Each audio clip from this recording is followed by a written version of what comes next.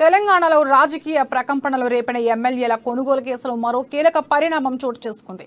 నాంపల్లిలోని ACB కోర్టులో ఈ కేసులోని నిందితులు ముగ్గురికి చొక్కెదురైంది. ఈ కేసులో నిందితులుగా ఉన్న రామచంద్ర భారతి, సింహయాజులు, నందకుమార్లు దాఖలు చేసుకున్న బెయిల్ పిటిషన్లను ఏసీబీ కోర్టు కొట్టేసింది.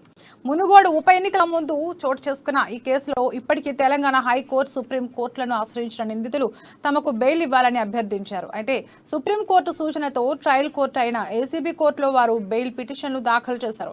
ఈ పిటిషన్లపై విచారణ జరగగా కేసు విచారణ కీలక దశలో ఉందని, ఇలాంటి సమయంలో నిందితులకు బెయిల్ ఇస్తే కేసు విచారణతో పాటు సాక్షులు కూడా ప్రభావితమయ్యే ప్రమాదం ఉందని ప్రభుత్వ తరపు న్యాయవాది కోర్టుకు తెలిపారు. ప్రభుత్వ వాదనతో ఏకీభవించిన కోర్టు నిందితుల బెయిల్ పిటిషన్లను కొట్టివేసింది.